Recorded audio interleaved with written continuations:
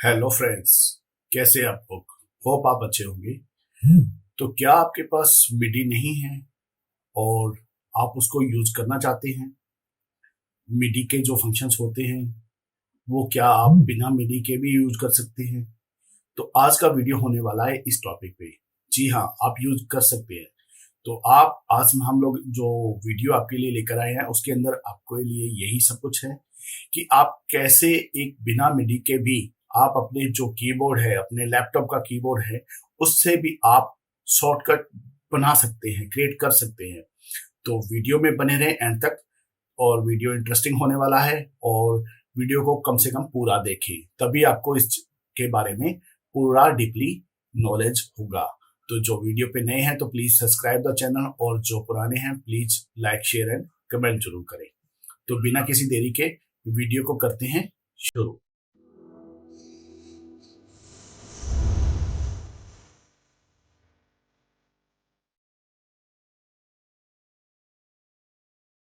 मैं आ गया हूं अपनी जो लैपटॉप की स्क्रीन पे।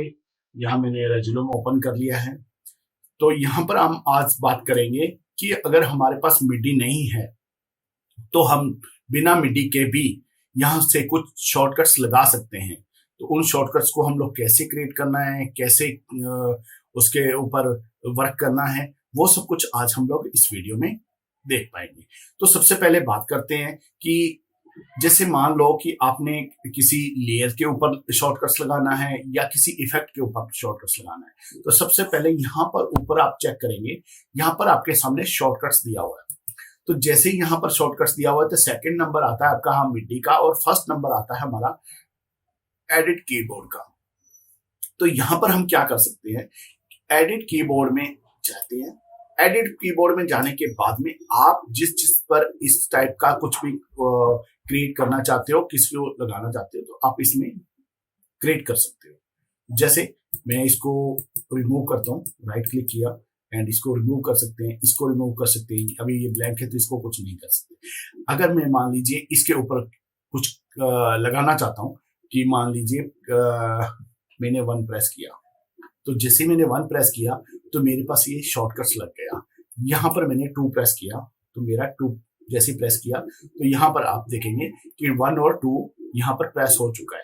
ठीक है। अगर मैं इसको ब्लैकआउट रखना चाहता हूँ, जैसे यहाँ पर मैंने ये जो क्रॉस वाला बटन है इसके ऊपर क्लिक करता हूँ और मैं यहाँ पर इसको बी कर देता हूँ, तो बी से मतलब है कि ये ब्लैकआउट हो गया है। ठीक है। तो अगर मैं इस शॉर्टकट्स को अभी अप्लाई करके देखूं तो क्या बनता है, जैसे मैंने A1 प्रेस किया था तो मेरा कीबोर्ड माउस जो है साइड में है। जैसे मैं वन अपने कीबोर्ड से प्रेस करता हूं तो ये देखिए जो मेरा है ये विजुअल्स प्ले हो चुका है। और अगर मैं इसको टू प्रेस करता हूं तो मेरा ये दूसरा विजुअल्स जो है वो प्ले हो जाएगा। तो इस टाइप से हम लोग जो है अपना विजुअल्स प्ले कर सकते हैं लाइक दिस। और यहाँ पर बी के ऊपर ऑलरेडी टू नंबर से एक जो शॉर्टकट्स लगा हुआ है यहाँ पर, ये देखेंगे। तो मैं बी को प्रेस करता हूँ तो ये भी प्रेस हो जाता है। तो इसको हम लोग क्लियर कर देते हैं एक बार। अभी देखिए वन किया प्रेस तो ये विजुअल चल गया। दूसरा जो मैंने दो नंबर प्रेस किया तो आपका ये विजुअल्स ऑन हो गया। तो ऐसे ही आप किसी भी जो है उसके ऊपर आप लगा सकते हैं। अगर मैं अभी बी प्रेस करता हूँ, बी का मतलब मैंने ब्लैक आउट किया था, तो बी प्रेस करता हूँ तो जैसे मैंने बी प्रेस किया तो ये जो है वो लेयर यहाँ से कट ऑफ हो गई है। यहाँ से आप चेक करेंगे जैसे मैं बी प्रेस कर रहा हूँ तो ये लेयर जो है वो कट ऑफ हो रही है, बंद हो रही है। तो जैसे मैं यहाँ पे वन प्रेस करता हूँ तो मेरे पास ये विजुअल प्ले हो जाता है। तो इस टाइप से आप किसी भी जो है इफेक्ट या किसी और चीज के ऊपर भी आप इसको अप्लाई कर सकते हैं। अभी कंपोजिशन पे मैं जाता हूँ, इफेक्ट एंड प्रेशर में जाता हूँ, STROBE स्टॉप। मैंने स्टॉप प्रेस किया और सिंपली यहाँ पर ड्रैग कर दिया तो मेरा ये स्टॉप है जो है यहाँ अप्लाई हो गया है। जो इसकी फ्रीक्वेंसी है हम लोग 99 कर लेते हैं। ठीक है। अब यहाँ पर जो बी है, यहाँ पर मैं इसके ऊपर कुछ वो लगाता हूँ, शॉर्टकट्स लगाता हूँ। एडिट कीबोर्ड पे जाते हैं, यहाँ पे ऑलरेडी लगा हुआ है तो मैं इसको क्लियर करता हूँ पहले। तो अब मैं यहाँ पर बी को प्रेस किया, यहाँ पर मैं एस प्रेस कर देता हूँ। एस का मतलब है स्टॉप, तो मैंने S press, simply S press किया और यहाँ पर स्टॉप आपके सामने लग चुका है। कीबोर्ड को हटा देती है। हटाने के बाद आप जैसे ही इसके ऊपर एस प्रेस करेंगे, जैसे मैं अभी एस प्रेस कर रहा हूं, तो ये मेरा स्टॉप देखें यहां पर आपके सामने चलने लग गया है। ठीक, तो ऐसे ही मैं जितने भी आप चाहूं किसी भी प्लगइन्स के ऊपर, किसी भी इफेक्ट के ऊपर मैं इसको लगा सकता हूं। मैं दूसरा इफेक्ट अप्लाई करता हूं, COLO कलर।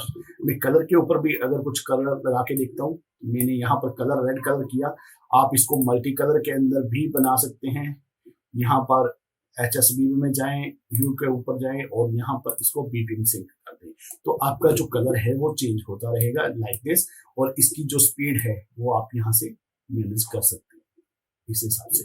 ओके, तो अब हम लोग क्या करते हैं, कलर के ऊपर भी एक जो है वो लगाते हैं शॉर्टकट्स। तो एडिट में जाते हैं और यहाँ पर कलर के अंदर ऑलरेडी लगा हुआ था तो मैं रिमूव किया।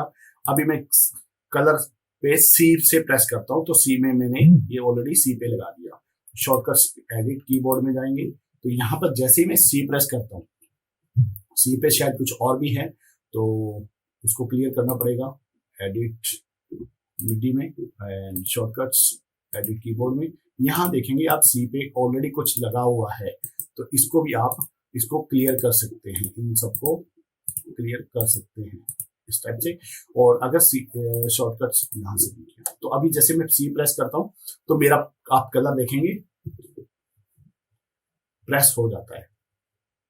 तो जैसे ही मैं सी प्रेस किया तो कलर और जो चेंज होने शुरू हो गए हैं, और जैसे दोबारा सी को प्रेस करूंगा तो वो पुराना अपना जो है ग्राफिक्स वो अपनी ओरिजिनल कलर के अंदर आ जाएगा। ये देखिए, तो इस टाइप से आप जितना भी अनलिमिटेड जो है वो जो है अपना शॉर्टकट्स बना सकते हैं कीबोर्ड से।